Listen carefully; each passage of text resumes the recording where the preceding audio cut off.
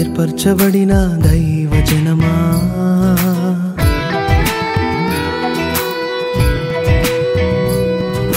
భయపడకు జడియకుము, ఆయన నీతో ఉన్నాడు. దేవుని చేత ఏర్పరచబడిన దైవ జనమా, భయపడకు జడియకుము, ఆయన నీతో ఉన్నాడు. రహస్య స్థలములలో దాచబడిన ధనము నీ కొరకే, నీ కొరకే, అది నీ కొరకే. తల్లి ఆయనే, తండ్రి ఆయనే, సోదరా లాలించును, పాలించును, నిన్ను కాపాడును.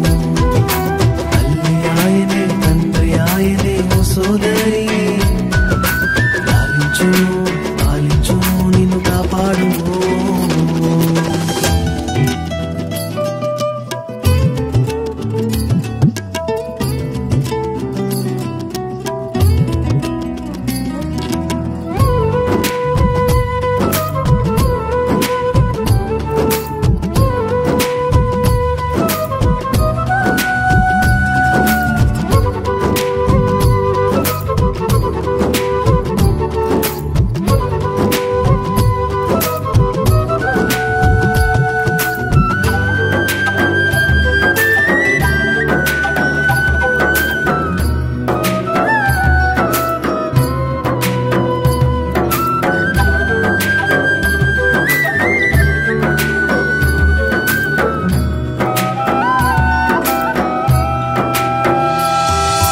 బండపైన స్థిరపరచే నాయకుడాయనే, నీ ప్రధాన కాపరిగా నిలచి నడిపించువాడు ఆయనే. బండపైన స్థిరపరచే నాయకుడాయనే, నీ ప్రధాన కాపరిగా నిలచి నడిపించువాడు ఆయనే. జలముల యొద్దకు నడిపించువాడు ఆయనే, జలముల యొద్దకు నడిపించువాడు ఆయనే. కాపాడును, ప్రజలకు నిబంధనగా నిన్ను నిలబెట్టును. కాపాడును, ప్రజలకు నిబంధనగా నిన్ను నిలబెట్టును. దేవుని చేత ఏర్పరచబడిన దైవ జనమా, భయపడకు జడియకు, ఆయన నీతో ఉన్నాడు.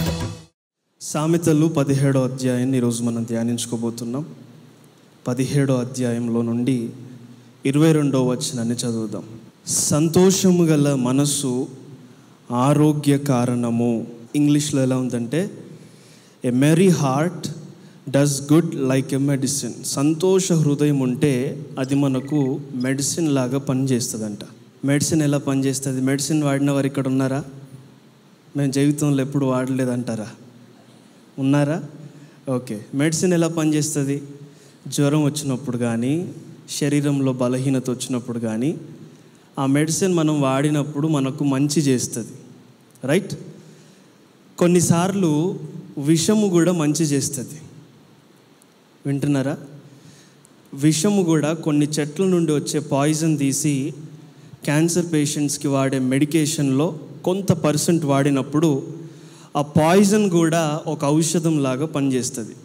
ఇలా అనేక రకాల రోగాలకు పాయిజన్ని కూడా వాడుతూ ఉంటారు.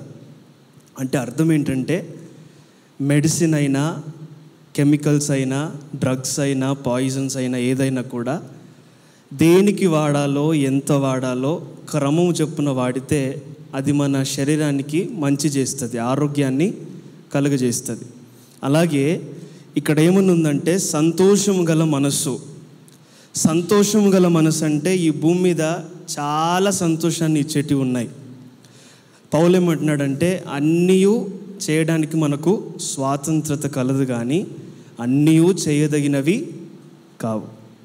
అంటే అన్ని సంతోషాన్ని ఇస్తాయి, అన్నీ మనల్ని ఉత్తేజపరుస్తాయి, అన్ని ఉల్లాసాన్ని ఇస్తాయి, కానీ అన్ని విధములైన సంతోషములు మన జీవితానికి మంచివి కావు. ఏ మెడిసిన్ దేనికి వాడాలో ఎలా తెలుసుకోవాలో, దేని యందు సంతోషించాలో, ఎంత సంతోషించాలో, ఎప్పుడు సంతోషించాలో కొంచెము ఆలోచన కలిగి మనం ముందుకెళ్ళాలి. ఆమేన్. సంతోషం అంటే ఈరోజు మన ధ్యానాంశము దేనిలో ఆనందించాలి. చూడండి, సొలొమోను రాజును మనం చూసినట్లయితే ఈ సామెతలన్నీ మెజారిటీ ఆఫ్ ప్రోవర్బ్స్ ఆయన రాశాడు. 3000 సామెతలు రాశాడు, 1005 కీర్తనలు రాశాడు. ఆకులను గురించి జ్ఞానం సంపాదించుకున్నాడు, చెట్లను గురించి జ్ఞానం సంపాదించుకున్నాడు. ఇంకా రాజుగా వ్యవహరించడానికి ఆర్థిక వ్యవస్థ గురించి, మిలిటరీ గురించి, చట్టం గురించి రకరకాల జ్ఞానం ఆయన సంపాదించుకున్నాడు. ఈస్ట్ కంట్రీస్లో చూస్తే ఆ రోజు కాలంలో సొలొమోను లాంటి రాజు లేడు అని బైబిల్ సెలవిస్తుంది. ఆయనకున్న జ్ఞానము, ఆయనకున్న సంపద, ఆయనకున్న వైభవము మరి ఏ ఇతర రాజు కూడా కలిగి లేడని బైబిల్ సెలవిస్తూ ఉంది. ప్రారంభంలోనికి మనం వెళ్ళి చూస్తే దావీదు సొలొమోను రాజు చేసే ముందు సొలొమోనుకి ఏమని చెప్తున్నాడంటే, నీవు దేవుని ఆజ్ఞలు ధ్యానించే విషయంలో, దేవుని వెతికే విషయంలో జాగ్రత్తగా వెతుకు. నీ హృదయం దేన్ని వెతకాలంటే దేవుణ్ణి వెతకాలి. దేవుడిచ్చిన ప్రతి ఆజ్ఞ, ప్రతి కట్టడ, ప్రతి నియమము చక్కగా గైకొన్నట్లుగా జాగ్రత్తగా చూసుకో సొలొమోను అని తన కుమారునికి జాగ్రత్తలు చెప్తున్నాడు, జ్ఞానాన్ని పంచి ఇస్తున్నాడు. సొలొమోను ప్రారంభంలో చూస్తే దేవుని మందిరాన్ని కట్టడానికి ఎంతో ప్రయాసపడ్డాడు. ఇతర దేశాల నుండి వుడ్ని ఇంపోర్ట్ చేశాడు, బంగారాన్ని తీసుకొచ్చాడు, వెండిని తీసుకొచ్చాడు. కొన్ని ఈరోజు లెక్కలో చూస్తే కొన్ని వేల కోట్ల వెల చేసే ఒక మందిరాన్ని తను కట్టాడు. ఆయన రాజరికం అలా చదువుతూ వెళ్తే క్వీన్ ఆఫ్ షీబా వచ్చిందంట ఆయన చూడడానికి.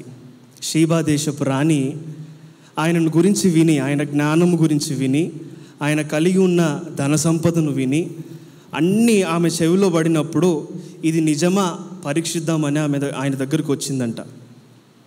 షీబా దేశపు రాణి గురించి మనం చూస్తే షీబా దేశము ఈరోజు యెమెన్ దేశంగా పిలుస్తారు. అక్కడ వారు నమ్మేది ఏంటంటే పురుషులే కానీ స్త్రీలే కానీ అత్యంత జ్ఞానము కలిగిన వారు ఆ దేశంలో ఉన్నారని వారు నమ్ముతారు. సో షీబా రాణికి సొలొమోను గురించిన వార్త వినగానే ఆమె ఆశ్చర్యపోయిందంట. అంటే నా దేశంలో ఉన్నవారి కంటే ఎక్కువ జ్ఞానం సొలొమోనుకు ఉందా? నా దగ్గర ఉన్నదానికంటే ఎక్కువ సంపద ఆయన దగ్గర ఉందా?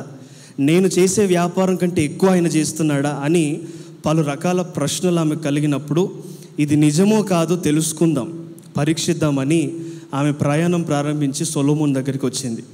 సొలొమోను దగ్గరికి వచ్చి ఆయన సింహాసనం చూసినప్పుడు, ఆయన కింద ఉన్న అధికారులను చూసినప్పుడు, ఆయన కలిగి ఉన్న యొక్క వైభవాన్ని చూసినప్పుడు ఇంగ్లీష్లో ఎలా ఉంటుందంటే her spirit gone out of her అని ఉంది. అంటే మన భాషలో చెప్పాలంటే ఆమె లోపల గాలి పోయిందంట. ఎంతమందికి అర్థమైంది? ఆమె లోపల గాలి పోయిందంట. ఆయన వైభవాన్ని చూసినప్పుడు, ఆయన గంభీరత్వాన్ని చూసినప్పుడు, ఆయన మాట తీరును చూసినప్పుడు అమ్మ బాబోయ్, చెప్పింది కొంచెమే కానీ ఇక్కడ ఉన్నది ఎంతో ఘనముగా ఉందని చెప్పి ఆమె ఆశ్చర్యపడిపోయిందంట. ఇంకా ప్రారంభించింది, ఈమె ప్రశ్నలు ప్రారంభించింది. ఆమె అడిగిన క్వశ్చన్స్ కొన్ని సోర్సెస్లో నేను చదివాను, అన్నీ నేను ఇక్కడ చెప్పలేను. కానీ ఈజీగా అడిగింది, హార్డ్గా అడిగింది, ట్రిక్కీగా అడిగింది, సెడ్యూసివ్గా కూడా అడిగింది, చాలా రకాలుగా అడిగింది. ఒక ఎగ్జాంపుల్ చెప్తాను, మీకు అడుగుతాను ఒక ప్రశ్న, మీరు జవాబు చెప్పండి. ఓకే? ఒక స్త్రీ ఉందంట, స్త్రీ ఒక కుమారునికి ఈజీ క్వశ్చనే, బాగా కంగారు పడకండి. స్త్రీ ఒక కుమారునికి జన్మనిచ్చిందంట. ఆ కుమారునితో చెప్తుందంట, మీ తండ్రి నాకు భర్త అవుతాడు, మీ తండ్రి నీకు తండ్రి మాత్రమే కాదు తాత కూడా అవుతాడు, మీ తండ్రి నీకు తాత మాత్రమే కాదు నాకు భర్త మాత్రమే కాదు నాకు కూడా తండ్రి అవుతాడు, నీవు నాకు కుమారుడివి కాదు, నేను నీకు తల్లి మాత్రమే కాదు నేను నీకు సహోదరుని అవుతాను, నీవు నాకు సహోదరుడు అవుతావు అని అడిగిందంట. ఇప్పుడు ఈ స్త్రీ ఎవరు? ఇంకా చెప్పేస్తాను నేను. లోతు కుమార్తె. లోతు కుమార్తె తెలియదా మీకు? లోతు కుమార్తె ఏం చేసింది? లోతుకు ద్రాక్షరసం పోసి ఆమెతో కూడి ఒక కుమారుని కని, ఆమెలో నుంచి మోయాబీలు వచ్చారు, అమ్మోనైట్స్ వచ్చారు. ఇద్దరు సహోదరులు కదా, ఒక్కొక్కరిలో నుంచి ఒక్కొక్క జనాంగం వచ్చారు. ఇప్పుడు ఈమె ఎవరు? ఈమెకు లోతు ఏమవుతాడు? తండ్రి అవుతాడు. ఇప్పుడు కుమారునికి జన్మించింది కాబట్టి ఈయన ఏమవుతాడు? తండ్రి మాత్రమే కాదు, భర్త కూడా అవుతాడు. పుట్టినోడికి ఈయనేమవుతాడు? తండ్రి అవుతాడు, ఈమెను బట్టి తాత అవుతాడు. ఇప్పుడు ఈమె జన్మనిచ్చింది కాబట్టి తల్లి అవుతాడు. లోతుకు పుట్టాడు కాబట్టి ఈమె సహోదరి కూడా అవుతుంది. ఈమె ఎవరు? లోతు కుమార్తె. ఇట్లాంటి ప్రశ్నలు అడిగిందంట సొలొమోన్ దగ్గరికి వచ్చి. 1, 2 కాదు, చాలా ప్రశ్నలు ట్రిక్కీగా. అసలు ఎట్లా పసిగడతాడు అని చెప్పి పొడుపు కథలు, సామెతలు, ప్రశ్నలు, ఆమెకు తెలిసిన జ్ఞానం అంతా అక్కడ అడిగింది. అన్నిటికీ ఆయన జవాబు ఇచ్చిన తర్వాత, అదే ఇందాక చెప్పాను కదా, ఆమె లోపల గాలి పోయింది.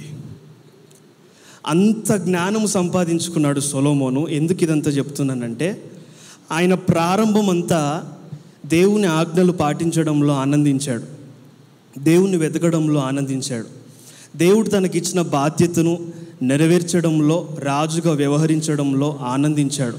అన్ని విషయాలలో క్రమముగా అత్యంత సూపర్ విజ్డమ్ని సంపాదించుకున్నాడు. కానీ మధ్యలో ఎక్కడో తన మైండ్ డైవర్ట్ అయిపోయింది. దేవుని మీద ఆనందించాల్సిన వ్యక్తి, దేవుని చిత్తమును చేయడంలో ఆనందించాల్సిన వ్యక్తి లోకపు సుఖభోగాలలో ఆనందించడం ప్రారంభించాడు. సంతోష మనస్సు ఆరోగ్యాన్ని ఇస్తుంది, కరెక్టే. కానీ ఆ ఆనందం ఎక్కడ ఉంది? దేవుని మీద ఉందా? దేవుని చిత్తము మీద ఉందా? దేవుని వాక్యము మీద ఉందా? లేక లోకానుసారమైన వాటి మీద ఉందా? అది మనం చాలా జాగ్రత్తగా పరీక్షించుకోవాలి. ఎప్పుడైతే లోక సంబంధమైన వాటి మీద ఆయన ఆశ వెళ్ళిపోయిందో, ఆనందం వెళ్ళిపోయిందో, దేవుని దీవెన నెక్స్ట్ జనరేషన్కి ఇవ్వలేకపోయాడు. ఆయన పరిపాలించినంతసేపు ఇశ్రాయేలు దేశాన్ని అద్భుతంగా పరిపాలించాడు. కానీ తన తర్వాత దేశం 2 భాగాలుగా విభజించడం అయింది. ఇశ్రాయేలుగా, యూదాగా. ఈ 2 దేశాలు కూడా అనేక మార్లు యుద్ధాలు చేశారు. సమాధానం లేకుండా చెల్లాచెదరైపోయిన పరిస్థితులు చాలా ఉన్నాయి. ఎందుకు ఈ దీవెన కోల్పోవడం జరిగిందంటే, దేవుని మీద ఆనందించాల్సిన వ్యక్తి లోకంలోనికి వెళ్ళిపోయాడు. బైబిల్ సరిగ్గా మనం చదివితే ఐగుప్తు దేశంతో అఫినిటీ చేశాడంట, అంటే సత్సంబంధం కుదుర్చుకున్నాడు. ఇలా అనేక దేశాలతో సంబంధం కుదుర్చుకొని, ఆ రోజు పద్ధతి ఏంటంటే, ఒక దేశంతో మనం సంబంధం చేసుకున్నప్పుడు అక్కడ ఉన్న రాణిని రాజుకు వివాహం చేస్తారు. అంటే ఇద్దరి మధ్య సంబంధం ఉంది, సమాధానం ఉంది అని చెప్పడానికి ఆ దేశంలో ఉంటున్న రాణిని ఇతనికి ఇచ్చి వివాహం చేస్తారు. అలా 700 వివాహాలు చేసుకున్నాడు. 300 మందిని కన్కుబైన్స్గా, ఏమంటారు, 300 మందిని ఉపపత్నులుగా ఉంచుకున్నాడు. అంటే ఆయన ఉద్దేశం ఎలా ఉన్నా కూడా మైండ్ డైవర్ట్ అయిపోయింది. వచ్చిన స్త్రీలు ఏం చేశారంటే, దేవుని వైపు తన దృష్టి లేకుండా అన్య దేవతల వైపు తన దృష్టిని త్రిప్పడం జరిగింది. దారి తప్పిపోయాడు, దేవుని ఆజ్ఞలు మర్చిపోయాడు, ఇష్టానుసారంగా జీవించడం ప్రారంభమైంది. దేవుని దీవెన అక్కడే క్లోజ్ అయిపోయింది. చూడండి, మనము ఎక్కడ ఆనందించాలంటే లోకానుసారమైన వాటి మీద కాదు, దైవ సంబంధమైన వాటి మీద మన ఆసక్తి, మన ఆనందము ఉండాలి. కీర్తనలు 16:11 ఉంది, నీ సన్నిధిని సంపూర్ణ సంతోషము కలదు. తెరవకండి, చెప్పేశాను, అయిపోయింది. సంపూర్ణ సంతోషం అంటే ఈ లోకంలో సంతోషం ఉంది. త్రాగినోడి కనుక చూస్తే త్రాగిన మైకంలో ఉన్నంతసేపు అన్నీ మర్చిపోయి ఆనందంగా ఉంటాడు. బయటికి వచ్చిన తర్వాత అంత రొటీనే. సినిమా చూస్తున్నాడు, ఒక 3 గంటలు ఆనందిస్తాడు. ఆట ఆడేవాడు ఆడినంతసేపు ఆనందిస్తాడు. ఉన్న ఈ భూమి మీద సంతోషించేటివి కానీ అవి తాత్కాలికమైనవే, సంపూర్ణముగా నీకు శాంతిని, సమాధానమును, ఆనందమును ఇచ్చేటివి కాదు. కానీ దేవుని సన్నిధిలోనికి మనం వచ్చినప్పుడు ఆయనలో నుండి సంపూర్ణమైన సంతోషాన్ని మనం పొందుకుంటాం. హల్లెలూయా. ఆ సంతోషం మనం శ్రమల కొలిమిలో వెళ్ళినా లోపల ఆనందం కలిగి ఉంటాం. ఎన్ని పోరాటాల గుండా మనం వెళ్ళినా లోపల ఆత్మ ఆనందిస్తూ ఉంటుంది, నెమ్మదిగా ఉంటుంది. భౌతిక సంబంధమైన సంతోషము దేవుడు ఇవ్వడు. ఇంటర్నల్గా దేవుడు పనిచేస్తూ ఉంటాడు. వ్యత్యాసం ఏంటి? ఈ లోకం ఇచ్చే సంతోషానికి దేవుడిచ్చే సంతోషానికి వ్యత్యాసం ఏంటంటే, లోకం ఏది ఇచ్చినా కూడా ఫస్ట్ ఎక్స్టర్నల్గా ఇస్తుంది, భౌతిక సంబంధముగానే ఇస్తుంది. కానీ దేవుడు ఏది ఇచ్చినా, రక్షణ అయినా, సంతోషమైనా, సమాధానమైనా, దీవెనైనా, అభిషేకమైనా, అది ఏదైనా కూడా అంతరంగంలో నుండి ఆయన పనిచేయడం ప్రారంభిస్తాడు. ఫస్ట్ లోపల నిన్ను శుద్ధి చేసి, లోపల నిన్ను పరీక్షించి, లోపల నిన్ను సరిచేసి, నీకు ఇవ్వవలసిన జ్ఞానము, బుద్ధి, వివేచన, అభిషేకము, సమాధానము, దీవెన, ఆనందం అన్నీ కూడా లోపల అంతరంగ పురుషునిలో నుండి ప్రారంభమవుతుంది. లోపల స్వస్థత జరిగిన తర్వాత ఆ స్వస్థత శరీరంలో మేనిఫెస్ట్ అవుతుంది. లోపల ఆనందము బయట నీ ముఖంలో కనబడుతుంది. లోపల సమాధానము బయట నీ భౌతిక ప్రపంచంలో కనబడుతుంది. ఆయన ఏది ఇచ్చినా లోపల ఇంటర్నల్గా ఫస్ట్ చేసిన తర్వాత ఎక్స్టర్నల్గా ఫోకస్ చేస్తాడు. సరే, దేవుని సన్నిధిలో సంపూర్ణ సంతోషం ఉంటుంది. ఆ సంతోషాన్ని ఎలా వెతకాలి, ఎలా పొందుకోవాలో కొన్ని విషయాలు మనం చూద్దాం. అపోస్తలుల కార్యములు 2వ అధ్యాయము 46వ వచనం.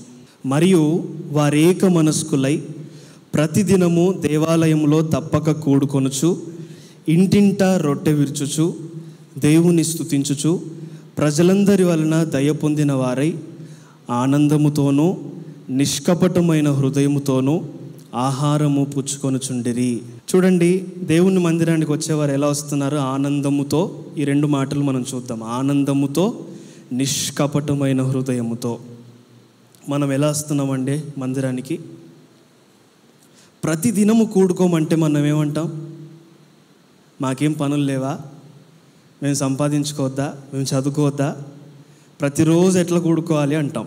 కానీ వారికి కూడా పనులు ఉన్నాయి, వారికి విద్యాభ్యాసాలు ఉన్నాయి, వారికి కుటుంబాలు ఉన్నాయి. కానీ ప్రతిదినము తప్పక కూడుకుంటున్నారంట. సనుక్కోకుండా, గునుక్కోకుండా, ఆనందముతో, నిష్కపటమైన హృదయముతో. ఆ మాట ఇంగ్లీష్లో సింగిల్నెస్ ఆఫ్ హార్ట్. గ్రీక్లో ఏమనుందంటే అఫెలైటిస్ అన్న మాట ఉంది. దానికి అర్థం ఏంటో జాగ్రత్తగా వినండి. అఫెలైటిస్ అన్న మాటకు అర్థం ఏంటంటే, మన షూలో ఒక రాయి వేసి నడవమంటే నడుస్తారా? నడవలేరు. చెప్పులు లేకుండా, షూస్ లేకుండా ఒక దారిలో మొత్తం కంకర పోసి నడవమంటే నడుస్తారా? నడవరు కదా. సింగిల్నెస్ ఆఫ్ హార్ట్ అంటే అట్లా ఆటంకము లేకుండా, షూలో కదా రాయి వేసి నడువరా అంటే గెంటినట్టుగా కాకుండా స్మూత్గా నడవాలంట. అంటే దేవుని భక్తి చేసేటప్పుడు, దేవుణ్ణి ఆరాధించేటప్పుడు, మందిరంలో కూడుకునేటప్పుడు, ఇంటింట కూడుకునేటప్పుడు ఆనందముతో సహవాసంగా కూడాలి. అదేవిధంగా ఈ చెప్పులో రాయేసి నడిచినట్టుగా ఉంటుంది కొంతమంది భక్తి. చర్చికి రారా నాయన అంటే వస్తా అని చెప్పి కదలరు, లేవరు, కుంటుతూ ఉంటారు. అసలు భక్తి చేయడానికి మనసు రాదు. దేవుని మందిరానికి వచ్చిన తర్వాత కూడా ఆరాధించండి, దేవుణ్ణి వెతకండి అంటే ఇదే ఆటంకముగా, మనకు మనమే ఆటంకముగా ఉంటాం. పక్కోడి సంగతి తర్వాత. మనకు మనమే ఆటంకముగా ఉంటాం. షూలో రాయేసి నడిచినట్లుగా నడవలేము, అడుగు వేయలేము, తీయలేము, ముందుకు రాలేము. అలా ఉంటుంది భక్తి. అయితే అక్కడ ఏమనుందంటే ఆనందముతో రావాలి. అదేవిధంగా నిష్కపటమైన హృదయముతో, నీకు నీవు ఏ ఆటంకాలు లేకుండా మనస్ఫూర్తిగా ఆయనను వెతకాలి. మనస్ఫూర్తిగా నిష్కపటమైన హృదయంతో ఆయన సన్నిధిలోనికి రావాలి. అంత మాత్రమే కాకుండా ఈ రోజుల్లో అయితే రోజు మందిరానికి రమ్మంటే కష్టం. కానీ మన ఇంటిలోనే, మన కుటుంబమే ఒక మందిరముగా మారాలి. అది ఎలా? కుటుంబంలో భర్తకి ఉండాల్సిన రోల్స్ భర్తకు ఉన్నాయి, భార్యకు ఉండాల్సిన రోల్స్ భార్యకు ఉన్నాయి, పిల్లలకు ఉండాల్సినవి పిల్లలకు ఉన్నాయి. ఎవరు చేయవలసిన బాధ్యతలు వారికి ఉన్నాయి. కానీ చేస్తున్నారా? భర్త పని ఏంటి? కుటుంబాన్ని పోషించాలి, సంరక్షించాలి. భర్తలు కరెక్టేనా?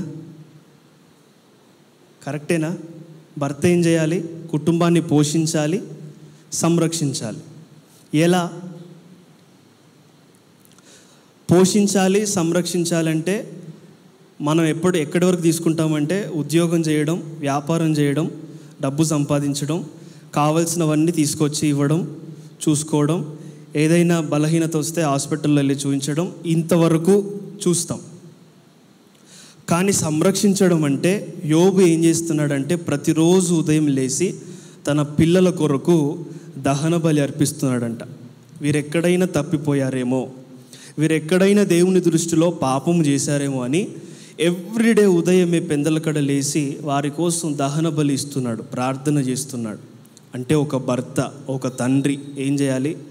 ప్రతిరోజు పిల్లల కోసం, భార్య కోసం, కుటుంబం కోసం ప్రార్థన చేయాలి.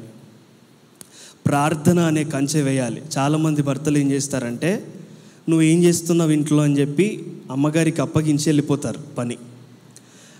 మీరు అమ్మగారికి అప్పగించే పని కాదు, మీ పని మీరే చేయాలి. ఒక ప్రాకారం వేయాలి ప్రతిరోజు నీ కుటుంబం చుట్టూ. అలాగే భార్య విషయానికి వస్తే భార్య బాధ్యతలు ఏంటి? ఒక భార్య ఒక కుటుంబానికి, భర్తకు అదేవిధంగా పిల్లలకి నరిష్మెంట్ ఇవ్వాలి. నరిష్మెంట్ అంటే రోజు 3 పూటలు భోజనం చేసి పెడతారు. ఓకే, శరీరానికి నరిష్మెంట్ ఇస్తున్నారు, మరి ఆత్మకి ఎవరు ఇస్తారు? పిల్లలకు వాక్యం బోధించడం, భర్తతో వాక్యాన్ని సంభాషించడం, విశ్వాసపూరితమైన మాటలు మాట్లాడడం, కుటుంబాన్ని బలపరచడం, కుటుంబాన్ని ముందుకు నడిపించడం, కుటుంబాన్ని కట్టడం, ఇవన్నీ భార్య బాధ్యతలు. కానీ ఇప్పుడు సమస్య ఏంటంటే ప్రతిరోజు ఎవరు చేయవలసిన బాధ్యతలు వారు ఆనందముతో, నిష్కపటమైన హృదయంతో నిజంగా చేస్తున్నారా చెప్పండి?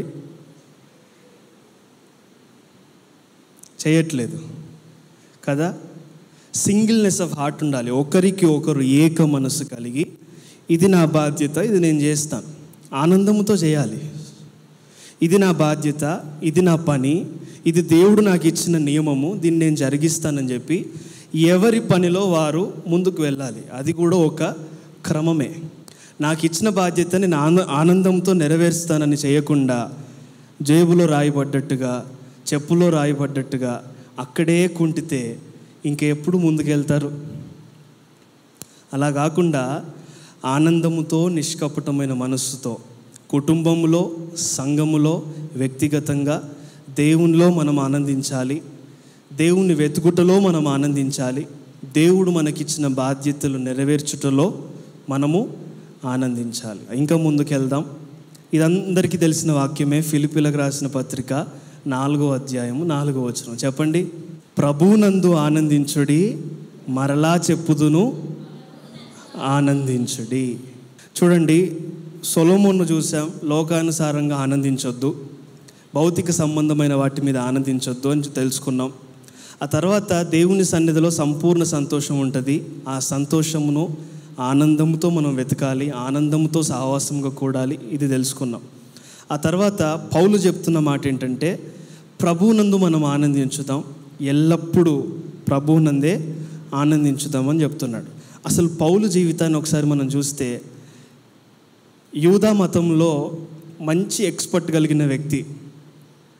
తిమోతికి ఒక పత్రిక రాస్తూ తిమోతితో ఏమని చెప్తున్నాడంటే, నువ్వు వచ్చేటప్పుడు నా బుక్స్ అన్నీ, నా పార్చ్మెంట్స్ అన్నీ తీసుకొని రా, వాటిని నేను ఎంతో మిస్ అవుతున్నాను, వాటిని చదవాలని నాకు ఆశగా ఉంది, అవన్నీ తీసుకొని రా అని చెప్తున్నాడు. అంటే ఆయన ధర్మశాస్త్రాన్ని చదివాడు, దేవుని వాక్యాన్ని చదివాడు, భక్తుల అనుభవాలు చదివాడు.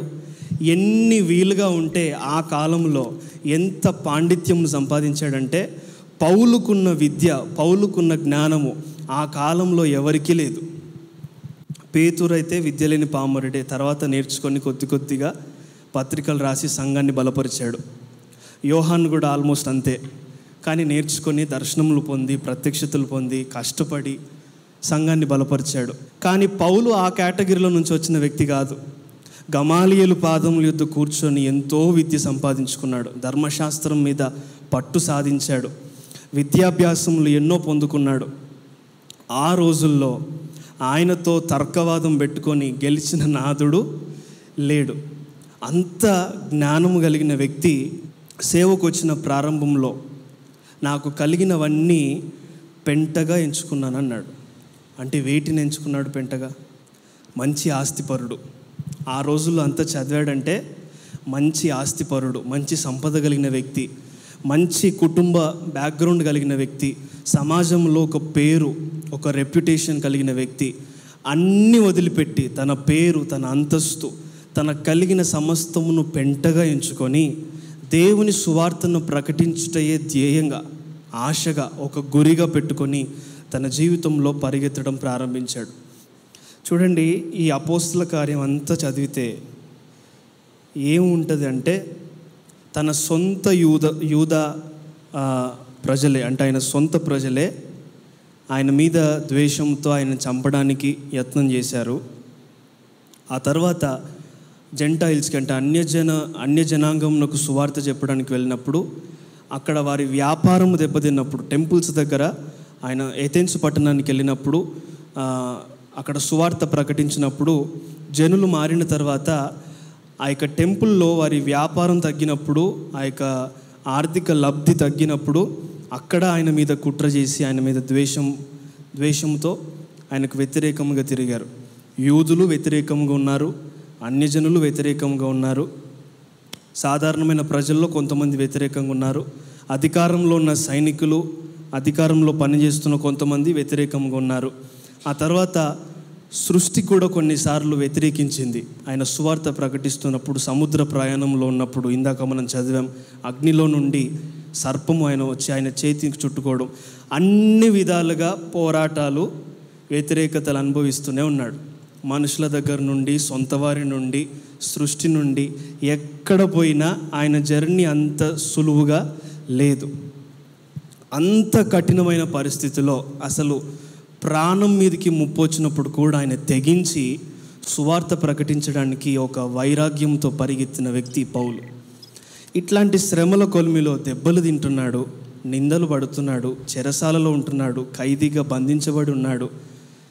ఇట్లాంటి పరిస్థితిలో ఉన్న వ్యక్తి ఏమంటున్నాడంటే, ఎల్లప్పుడూ ప్రభునందు ఆనందించండి. ఎవరైనా చెప్తారా? ప్రాక్టికల్గా ఆలోచించండి. కొన్ని నెలలు, కొన్ని సంవత్సరాలు దెబ్బలు పడి, అవమానాలు పొంది, జైల్లో ఒక ఖైదీగా ఉండి ఏం తప్పు చేయలే, కానీ ఆయన మీద నింద మోపబడి, ఇట్లాంటి పరిస్థితులలో మీరు ఆనందించండి, మీరు సంతోషంగా ఉండండి అని ఎవరైనా ఒక మానవుడు చెప్పగలడా? చెప్పలేడు. కేవలం పరిశుద్ధాత్మ ఒక వ్యక్తిలో ఆనందము పుట్టించినప్పుడు ఆ వ్యక్తి ఎంత శ్రమ కొలిమిలో వెళ్ళినా ఆనందిస్తాడు. ఈ భూమి మీద దొరికే సంతోషంలన్నీ కూడా తాత్కాలికమైనవే. ఒక్కసారి గట్టి దెబ్బ పడితే మనం ఎట్లా ఆనందించామో, ఎంత సంతోషించామో అన్నీ మర్చిపోతాం. ఒక్కసారి గట్టిగా దుఃఖించామంటే, వేదన చెందే పరిస్థితి వచ్చిందంటే అన్నీ మర్చిపోతాం. కానీ పరిశుద్ధాత్మ దేవుడు మనలో ఆనందంతో నింపితే, మన హృదయము ఆయన సన్నిధితో నింపబడినప్పుడు ఎన్ని పోరాటాల గుండా వెళ్ళినా, ఎన్ని ఉపద్రవముల గుండా వెళ్ళినా ఆయన పెట్టిన ఆనందము మనలో నుంచి ఎవ్వరు దొంగిలించలేరు. హల్లెలూయా. ఏం ఆనందం పొందుకోవాలి? దేనిలో మనం ఆనందించాలంటే, లోకములో, సంపదలో, ధనభోగములలో, సుఖభోగములలో, ఈ లోక ఆచారములలో, లోక మర్యాద చొప్పున వీటి మీద కాదు, కానీ దేవుడు మన కొరకు సిద్ధపరిచిన ఆనందం మనం పొందుకోవాలి. హల్లెలూయా. ఆ ఆనందము శ్రేష్టమైనది. ఈ భూమి మీద నీ చివరి శ్వాస వరకు నీ కన్ను మూసి ఆ యొక్క పరలోక రాజ్యంలో ప్రభువుతో నీవు చేర్చబడేంత వరకు ఆ ఆనందం నీలో నుంచి ఎవ్వరూ తీసివేయలేరు. హల్లెలూయా. ఆయన ఇచ్చిన రక్షణ, ఆయన నీకు ఇచ్చిన కృప, ఆయన నీలో పెట్టిన ఆనందము, శాంతి ఎవరు తీసుకోలేరు. ఈ భౌతిక ప్రపంచంలో చూసి అసూయ పడతారేమో, దొంగిలించడానికి, తీసివేయడానికి ఒకవేళ ప్రయాసపడతారేమో, నీ హృదయంలో ఆయన పెట్టింది ఎవ్వరికీ దొరకదు. క్రీస్తు ప్రేమ నుండి నన్ను ఎడబాపు వాడేవాడన్నాడు. ఆయనను ప్రేమించే వారిగా మనం మారితే, ఆయనతో అంటుకట్టబడి మనం జీవిస్తే, యోహాను సువార్త 15వ అధ్యాయంలో ఉంటుంది, ఆయనతో అంటుకట్టబడినప్పుడు ఆయన ఆనందము మనలో ఉంటుందంట. తర్వాత మీరు చదవండి.